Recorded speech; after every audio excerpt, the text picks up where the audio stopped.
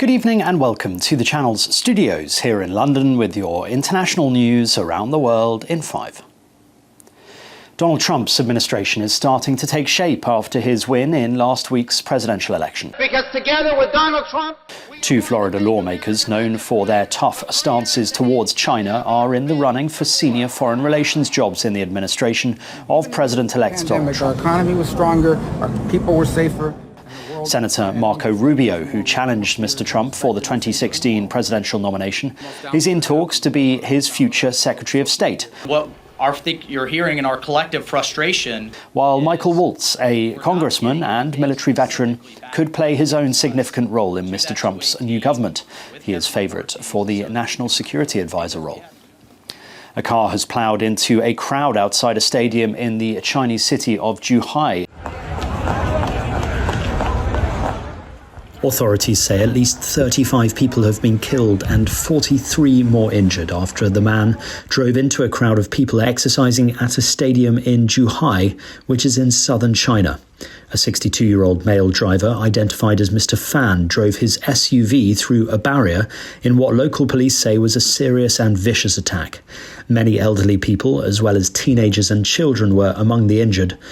Police said the driver was arrested as he tried to flee and is in a coma from self-inflicted wounds.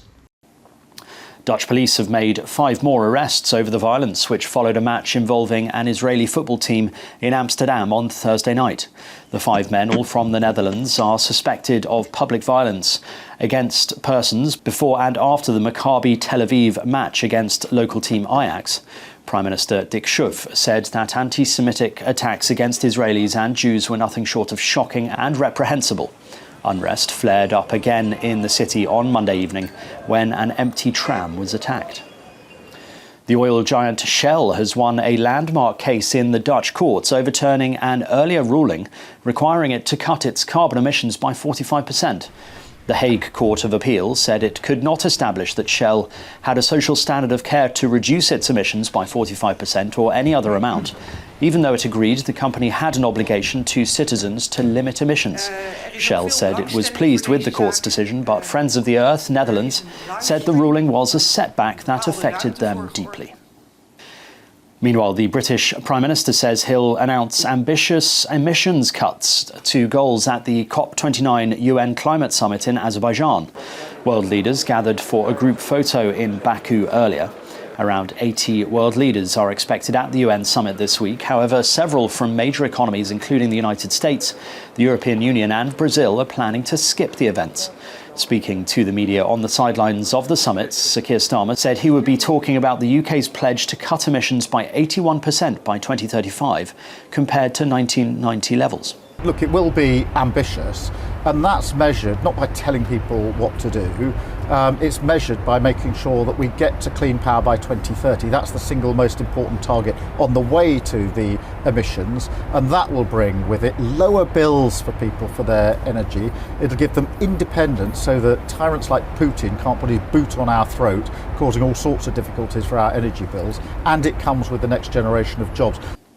A Spirit Airlines flight destined for the Haitian capital Port-au-Prince has been struck by gunfire, forcing it to be diverted to the neighbouring Dominican Republic.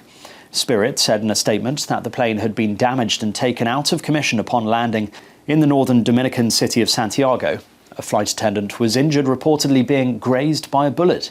Spirit said that it had suspended flights to Port-au-Prince and Cap Haitien in Haiti's north, pending further evaluation.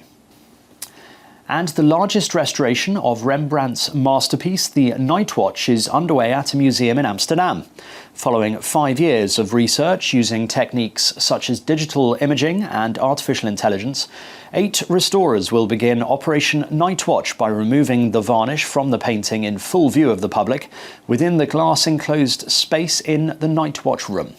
The varnish, applied during a 1975 to 1976 restoration, will be removed using microfiber cloths and cotton swabs.